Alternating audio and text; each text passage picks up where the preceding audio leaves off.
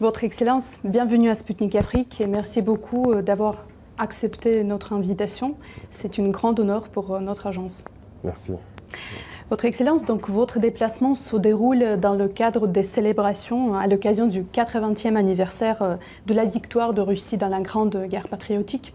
Hier, vous avez donc assisté au défilé sur la place Rouge. Que retenez-vous de cette expérience? Quelle était l'ampleur des célébrations, à votre avis? Peut-être quels équipements vous ont le plus impressionné? D'accord, merci beaucoup. Comme vous l'avez situé, le contexte, c'est bien la célébration donc, de la victoire de la Russie dans la Grande Guerre patriotique, comme c'est dit. Nous avons été beaucoup impressionnés par le défilé, parce que comme le défilé a commencé sur toute la partie motorisée avec les engins, le mythique char T-34 qui a contribué à la victoire, et jusqu'à aujourd'hui aux engins récents, les T-90 et bien sûr d'autres types de missiles qui ont été développés. Ça nous a beaucoup impressionnés, ça nous a donné beaucoup de leçons et ça nous a permis de voir comment donc, la Russie a évolué technologiquement sur le plan militaire depuis cette grande guerre jusqu'au jour d'aujourd'hui. D'accord. Monsieur le Président, et pourquoi a-t-il été important pour vous de répondre à l'invitation du président Poutine et de rejoindre la Russie dans ces célébrations? C'est important pour moi à plusieurs titres parce que d'abord, c'est une invitation d'un pays ami. La Russie et le Burkina Faso aujourd'hui sont en étroite collaboration. Notre coopération est assez stratégique, donc ce qui fait que nous devons venir donc, participer aux côtés donc, du peuple russe. La deuxième chose, c'est que dans cette même guerre, nos ancêtres aussi ont contribué à la libération de l'Europe dans cette guerre, à lutter contre le nazisme, ce qui veut dire que nous avons donc une histoire commune dans la célébration donc, de cette victoire. C'est très important. Et l'autre chose, c'est qu'aujourd'hui, la Russie et le Burkina Faso sont dans le même combat. Nous avons un monde que je peux qualifier d'unilatéral. Nous voulons un monde multipolaire. Voilà, nous voulons un monde libre, indépendant, un monde de paix, où les nations ne dictent pas donc, à d'autres nations ce qu'elles doivent faire et comment ils doivent être. Donc la Russie est activement dans ce combat, qui est aussi un combat de dénazification, si je peux dire. Et donc nous aussi, nous sommes dans ce même type de combat contre l'impérialisme qui veut nous asservir, qui veut nous garder dans l'esclavage. Donc nous avons donc les mêmes perspectives. Donc c'était très symbolique qu'on vienne participer aux côtés donc, du peuple russe à cette célébration. Notamment, le peuple soviétique a contribué largement à vaincre le nazisme et le burkinabé, comme vous le dites bien, applique aujourd'hui les efforts pour lutter, pour éradiquer le terrorisme. Voyez-vous des similitudes entre nos deux peuples et en quoi cela se manifeste-t-il plus concrètement? Oui. Moi, j'ai appris beaucoup de leçons dans cette célébration et il y a beaucoup de similitudes dans la lutte que nous menons actuellement. Regardez, le peuple soviétique a sacrifié près de 27 millions de vies pour avoir cette victoire. Ils pouvaient à un moment donné dire que c'est bon, ils signent l'armistice, ils abandonnent. Mais le courage, la ténacité, la résilience a fait qu'ils ont continué le combat et ils ont fini par gagner. Le Burkina mène une lutte depuis maintenant près de 10 ans contre le terrorisme. C'est pas qu'il n'y a pas de morts, il y a beaucoup de morts depuis cette époque jusqu'à aujourd'hui. Mais nous n'abandonnons pas parce que nous savons que nous allons gagner la victoire et nous continuons ce combat.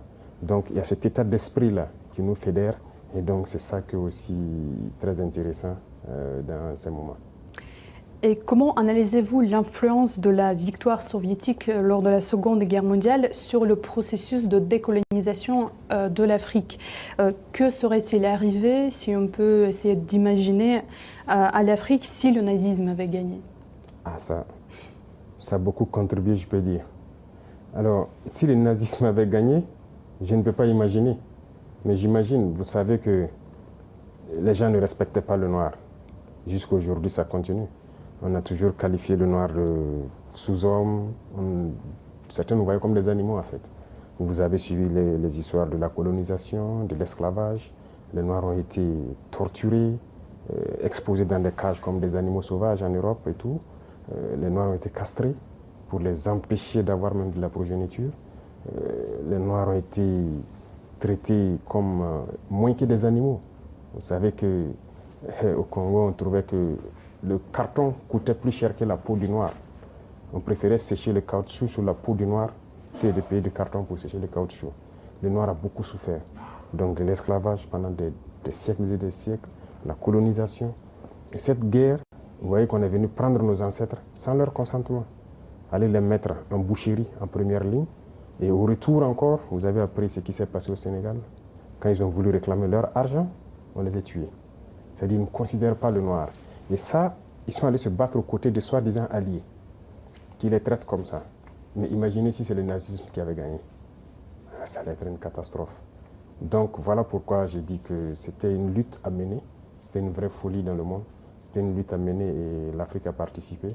Et aujourd'hui, on peut dire merci parce que le peuple qui a consenti le plus grand sacrifice, c'est le peuple soviétique. Personne n'a perdu autant d'hommes, personne n'a connu autant de destruction pendant la guerre que le peuple soviétique. Donc nous sommes reconnaissants et je pense que c'était nécessaire pour que le monde soit aujourd'hui et que l'Afrique aussi puisse espérer continuer. Monsieur le Président, vous avez récemment déclaré que le Burkina Faso sera le tombeau du terrorisme. Oui. Imposez-vous des délais concrets pour le vaincre complètement et comment voyez-vous la future aide de la Russie en ce qui concerne ceci, l'un des axes principaux du partenariat russo-burkinabé? Je l'ai dit parce que le Burkina Faso, nous travaillons à ce que aujourd'hui il y a beaucoup de criminels qui le recrutent pour venir combattre au Burkina Faso. Ce n'est pas du terrorisme, je ne sais pas comment qualifier ça, c'est de la criminalité. Ce sont des bandits qui ont été armés par les impérialistes pour nous déstabiliser, pour nous maintenir dans la guerre permanente et nous exploiter. Et donc, je l'ai dit, nous travaillons à ce que le Burkina Faso soit le tombeau du terrorisme. Il faut que, lorsqu'on recrute quelqu'un pour venir combattre au Burkina, qu'il préfère se suicider. Et ça va arriver. Parce qu'on les équipe, on les forme, on leur donne la technologie, ces criminels-là, mais nous nous adaptons permanemment. Actuellement, nous sommes dans une phase assez particulière. Ils ont acquis de nouvelles technologies, de nouvelles techniques de combat et tout, grâce donc au soutien de ces impérialistes-là. Mais donc, nous avons étudié la situation et nous allons avoir la réponse tout de suite face à tout ça. Donc, vous allez le voir. Le terrorisme va finir, je ne veux pas donner un délai, mais le terrorisme va finir. Et très vite, aussi vite qu'on le peut. Et la Russie, tout ce que nous demandons, c'est surtout l'apport, je dirais, intellectuel.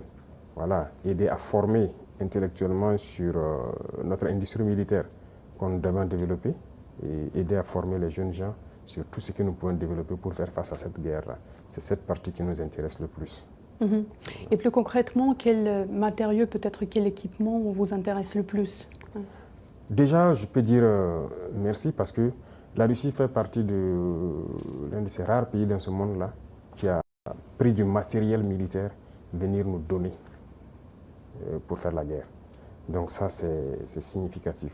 À part la Russie et la Chine, il n'y a pas personne, sinon même pire. Ailleurs, on veut payer, même on refuse de nous vendre. Mais là, ils ont compris qu'on est en guerre. La Russie aussi mène son opération spéciale. On sait que ce n'est pas facile. Mais si dans ça, ils ont pu prendre du matériel, venir donner au Burkina Faso, je pense que c'est déjà très important. Mais c'est comme je l'ai dit, la Russie contribue à nous former. Tout ce qu'on paye, les militaires russes forment les militaires burkinabés sur l'emploi de cet équipement et tout ça. Mais nous voulons continuer à développer nous-mêmes l'industrie militaire avec l'accompagnement de la Russie qui a une très grande avance donc, sur le monde, je dirais, en matière d'armement. Donc nous devons faire cette collaboration étroite pour que nous puissions avancer dans notre guerre. Donc cette dernière année a été marquée par de grands changements pour le Sahel et pour chacun des pays de l'AES particulièrement, dont par exemple la rupture définitive avec la CEDEAO et l'adoption également de ses propres symboles, comme le drapeau commun. Dans ce contexte, comment décririez-vous le Burkina Faso d'avant et d'après, et comment évaluez-vous l'Alliance des États du Sahel comme un format de coopération régionale? Y a-t-il des projets d'élargissement, probablement? Oui. Pour comprendre l'AES, aujourd'hui, il suffit de regarder la jeunesse africaine. Je pense que la jeunesse africaine a espoir que c'est un modèle d'union. Et nous, dirigeants de l'AES, ça nous donne une pression. Et nous devons réussir. Parce que l'Afrique a besoin maintenant de s'unir. On était dans une organisation qui était censée être une organisation où il y a la solidarité, la coopération, l'entraide et tout. Mais on ne peut pas être dans une organisation où vous dites frères et à un moment donné, on coupe l'électricité pour que les malades meurent à l'hôpital, que l'économie s'arrête. on ferme les banques pour que vous ne puissiez pas avoir accès à quoi que ce soit. Vos transferts pour acheter le minimum vital, les médicaments et tout, on a empêché ça à certains peuples sahéliens. On a même formé une armée pour venir combattre les peuples sahéliens. Pendant que le terrorisme sévit depuis des décennies, ils sont incapables de lever un seul soldat pour venir combattre. Ça, ce ne sont pas des frères, il ne faut pas se voiler la face. Et ça, ce ne sont pas les peuples, ce sont les dirigeants. Sinon, les peuples, quand vous regardez, même ces pays de la CEDEAO et tout, les peuples soutiennent et comprennent l'élan de l'AES. Donc ça nous réconforte à nous structurer, à être un modèle pour qu'à l'avenir, ça puisse s'étendre. Voilà. Mais pour s'étendre, nous avons besoin d'asseoir des bases fortes. Et c'est ce que nous sommes en train de faire actuellement. Donc voilà un peu ce qui a mené à se retirer et à se structurer pour se relancer. Monsieur le Président, pour beaucoup en Afrique, vous êtes plus qu'un président d'un pays, en fait, mais l'incarnation de renouveau panafricanisme. Pourquoi l'Afrique a-t-elle aujourd'hui tout particulièrement besoin d'un, si je peux dire, nouveau Thomas Sankara? Qu'est-ce que cela vous fait, en fait, d'assumer toute cette responsabilité à seulement 37 ans? L'âge n'est pas important. Mais c'est de la pression, je peux dire. C'est de la pression. Il ne faut pas prendre ça, en faire de la folie, de grandeur. C'est de la pression. Moi, c'est un message que la jeunesse me passe et ça me met plus la pression. Si j'arrivais à dormir 2 heures, j'ai réduit mon temps de sommeil à 1 heure. Et s'il ne faut pas dormir, il ne faut plus dormir. Parce qu'ils ont vu quelque chose, sûrement, qu'on est en train de faire. Et selon eux, peut permettre à l'Afrique de sortir donc de cette situation. Et nous, ça nous encourage, ça nous remotive à continuer le combat. Et c'est pourquoi j'ai dit que c'est une pression, c'est une très lourde responsabilité. Et je peux promettre que tout ce qu'on peut faire, c'est de ne pas trahir, c'est de continuer dans notre ligne de combat panafricain, espérer que ça puisse donc prendre donc toute la jeunesse africaine et que le panafricanisme que nous souhaitons tant puisse être une réalité. Parce que l'Afrique a beaucoup souffert. Il est temps qu'on puisse finir, travailler, se développer. Autant les Africains partent ailleurs, voient le mode de vie et tout ce qu'il y a. En Afrique, c'est possible. C'est possible. Donc c'est notre mission et nous allons l'assumer. Monsieur le Président, de plus en plus de pays africains revendiquent la souveraineté et exigent le retrait des troupes occidentales de leur sol. Récemment, par exemple, le Tchad, le Sénégal, la Côte d'Ivoire ont formulé des demandes similaires. À votre avis, où l'Occident s'est-il trompé dans ses relations avec le continent africain? Bon, ce que je connais, c'est notre situation. Nous étions en guerre, nous avons vécu avec les troupes occidentales et tout. Nous avons vu et nous avons décidé de nous séparer de ces troupes-là parce que ça ne cadre pas avec la lutte. Au contraire, ça amplifie le phénomène. Les autres pays qui sont séparés, je ne peux pas me prononcer parce qu'ils se sont prononcés pour se séparer. Mais après, le président Macron a dit que c'est lui qui les a dit de trouver la formule et tout ça. Moi, je ne peux pas rentrer dans ce débat. Seuls eux, ils connaissent la vérité. Mais une chose est sûre, on ne peut pas parler de souveraineté et avoir une armée d'un autre pays sur notre sol qui nous dicte ce qu'il faut faire. L'économie, l'éducation, tout le développement d'un pays est basé sur l'armée. Donc chaque pays devrait développer son armée, être souverain et indépendant. Et donc c'est ce que nous sommes en train de faire. Quand je prends le cas du Burkina, ces armées ont été présentes et ça a contribué à tuer l'armée burkinabé. On ne recrutait plus. C'est eux qui disent quel volume il faut recruter. Il n'y avait plus d'armement, d'équipement et tout. Même les années 85 sous Sankara, on était mieux équipés que 10-20 ans après. Et finalement, le terrorisme est rentré. Quand le terrorisme est arrivé, on n'avait pas d'armée. C'est dans la guerre que nous sommes en train de créer une armée. Donc c'est normal que ça prenne un peu de temps, on souffre, mais il faut créer une armée. Et sortir de cette guerre, on doit sortir grandi. C'est ce que je dis. Quand je regarde les statistiques de l'armée soviétique, le nombre d'hommes qu'ils ont perdus, mais au sortir de la guerre, ils sont sortis très grands. Et aujourd'hui, aucune armée n'a l'équipement que l'armée russe a.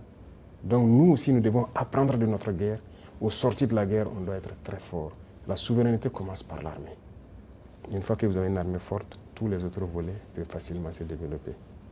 Voilà ce que je peux dire, ce qui a poussé le Burkina en tout cas à se séparer de ces armées-là. D'accord. Un autre sujet qui persiste en fait important, c'est le dossier ukrainien. La Russie se déclare prête à négocier sans conditions préalables, tandis que l'Ukraine pose constamment des contraintes. De plus, Kiev soutient les terroristes au Sahel. Qui ne veut pas la paix pour nos deux pays, à votre avis? Je pense que bien avant maintenant, il y a le président turc Erdogan qui avait réussi à créer un cadre de dialogue. Et je pense que les deux présidents se sont rencontrés en son temps. Ce n'était qu'au début de l'opération. Et nous tous, nous avons espéré que ça aboutisse et que voilà, les armes se taisent et que chacun revienne à de bons sentiments. Mais ce sont les Occidentaux qui sont venus dire au président ukrainien de ne pas accepter. On a suivi ça et finalement, ça donne quoi? Mais moi, je pense que tout ça rentre dans le cadre de la manipulation. Je pense qu'ils se sont fait manipuler. Sinon, les peuples ukrainiens et russes, c'était l'Union soviétique. Ils sont des frères. Comment se fait-il qu'on a pu cultiver la haine, la russophobie au sein de cette population? La guerre n'a pas commencé en 2022. C'est en 2014 que ça a commencé. C'est cette réalité aussi que beaucoup de gens peut-être ne connaissent pas ou bien qu'on refuse de dire. C'est en 2014 que la guerre a commencé. Et aujourd'hui, on est surpris de voir que les gens rejettent peut-être la balle sur la Russie et tout ça. Quand on bombardait les civils russophones en 2014, qui parlaient? Il y a des images qui sont toujours là. On a enfermé des gens dans des maisons, les brûlés. Il y a des images qui sont là. Mais il fallait agir pendant tout ce temps. Ils ont été manipulés. Et aujourd'hui, la réalité est là. Vous voyez, toute l'aide qu'on donnait, ce n'est pas une aide. On a dit de donner les minéraux. En réalité, l'Ukraine n'appartient plus aux Ukrainiens. On les a manipulés et ils sortent perdants. Tous les secteurs seront gérés par ceux qui les ont conduits dans cette guerre. Et c'était espérer affaiblir la Russie, mais la Russie sort encore plus grande de cette guerre. Donc moi, je pense qu'ils doivent comprendre cela et revenir à la raison pour avoir des négociations et aboutir à la paix. Parce qu'ils ont déclaré qu'ils soutiennent les terroristes. Vous avez tous suivi ça. Et on le constate sur le terrain également, qu'ils soutiennent effectivement les terroristes. Ce n'est pas une bonne guerre. Je pense qu'ils se trompent éperdument. Ils doivent revenir à la raison. De toute façon, ils peuvent les soutenir, nous les combattrons et nous gagnerons. Donc, s'ils n'ont pas compris jusqu'aujourd'hui que toute cette manœuvre, c'était pour les effondrer et s'accaparer de leurs minéraux critiques, ils peuvent continuer la guerre. Donc voilà ce que moi je peux dire sur la situation. Chaque peuple doit comprendre qu'il faut éviter de se faire manipuler et rentrer dans une situation très compliquée. Voilà un peu ce que je peux dire. Ensuite, au propos du commandant de l'Africom devant le Sénat américain, votre gouvernement a donc réagi avec fermeté, dénonçant des accusations infondées sur les choix souverains du Burkina Faso. Que répondez-vous à ceux, notamment à Washington, qui continuent de remettre en cause la légitimité de vos partenariats actuels, notamment avec la Russie? Et comment entendez-vous défendre l'image du Burkina Faso sur la scène internationale face à ce type de discours? De toute façon, on est libre de lier les relations avec qui on veut. C'est ça l'indépendance. Donc sur ce volet, ils peuvent continuer à penser ce qu'ils veulent. Nous irons où nous voulons. Voilà, pour peu que ce partenariat puisse être en tout cas mutuellement bénéfique pour chacune des parties. Quant à ces propos, vous l'avez dit, on a protesté à travers le ministère des Affaires étrangères, c'est une chose. Mais je ne sais pas ce qui s'est passé avec ce général. Il y a un souci quand même. Et je souhaite peut-être qu'il fasse son mea culpa. Si on l'a envoyé, qu'il comprenne que ce n'est pas la bonne mission. Si on l'a trompé, qu'il le dise publiquement, ou si on devant le Sénat qu'il s'est trompé. Ou aussi si c'est une mauvaise intention, eh bien, nous allons l'affronter comme il le faut. Parce que tout ce qu'il a dit, c'est du mensonge. Et c'est très vilain de voir un adulte mentir, de voir un adulte officier général d'une grande armée mentir. C'est très grave. D'abord, il a parlé de l'or du Burkina qui sert à ce que nous on utilise pour se protéger et tout. D'abord, c'est l'or du Burkina, ce n'est pas son or. Ça, c'est la première des choses. En quoi ça le regarde? Ça ne le regarde en rien. C'est le Burkina, c'est l'or du Burkina, ça ne le regarde pas. Deuxième chose, il ment. Parce que le Burkina n'a jamais eu de réserve d'or jusqu'à ce que nous on arrive. C'est nous qui avons commencé à réserver l'or au trésor du Burkina Faso. Sinon, il n'y avait pas un seul gramme de réserve d'or au Burkina. Ça veut dire que c'est un menteur encore. Et l'autre chose, quand il dit qu'on utilise pour se protéger et tout, on est libre. Si le peuple a décidé qu'on le gouverne, nous avons le devoir de nous protéger. Donc on est libre. En quoi ça le regarde? Et le volet qui m'a le plus fait mal, pas parce qu'il est général ou parce que c'est un Américain ou quoi, c'est parce que c'est un noir. Et ça fait très mal de voir qu'on utilise un noir pour combattre un noir. Et ça n'a pas commencé maintenant. Il faut que ça s'arrête. Voilà, c'est très dangereux. Même la Libye, qui a détruit la Libye, on a encore utilisé un noir.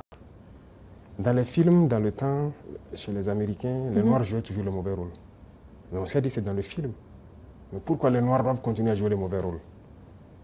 Et je pense que s'il a entendu cette interview, il doit se regarder dans un miroir, avoir honte, sortir, dire que bon, on m'a fait un faux rapport, je regrette. Il doit le dire publiquement. Si c'est un faux rapport, on l'a fait. Parce que c'est possible. C'est possible qu'on l'ait fait un faux rapport, qu'il sorte dire, parce que vous avez suivi, quand je prends notre voisin, encore, comme je dis entre nous noirs, le ministre de la Défense ivoirien, qui se promène, aller en Turquie, voir le ministre de la Défense turc, et lui dit de ne pas nous vendre des armes. Vous voyez comment ça fait mal. Quand c'est un noir qui se comporte comme ça fait très mal. Est-ce qu'on a fait un faux rapport? Qu'il sorte de démentir. Si on l'a envoyé pour créer un problème au Burkina, comme ils ont l'habitude de le faire, eh bien, on va s'apprêter, on va les attendre. Parce qu'il faut que ça s'arrête maintenant. La race noire ne doit pas être utilisée pour combattre les noirs. Et chaque fois, c'est la même chose, c'est la même chose. Et c'est ce que nous déplorons. Et ça nous a fait beaucoup mal de voir que c'est un noir qui tient ces propos. C'est vrai qu'ils peuvent les regretter, par plusieurs canaux, ils essaient de se rattraper. Mais non, ça a été dit publiquement, il faut se rattraper publiquement. Voilà, nous, c'est comme ça. Nous ne sommes plus dans l'hypocrisie diplomatique, comme on aime le dire.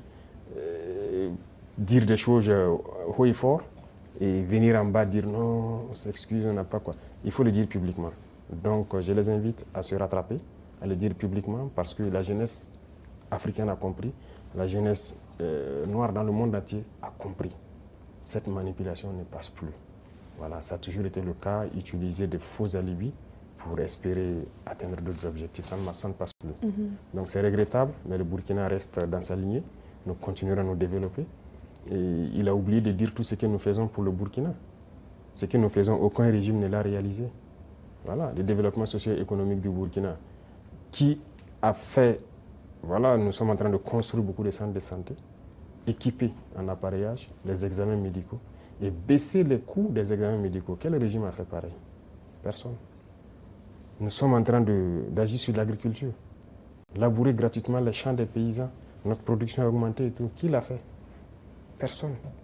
L'armée que nous sommes en train de créer, d'une nouvelle armée, l'armée burkinabé n'a jamais été autant fournie en effectifs, en équipement que maintenant.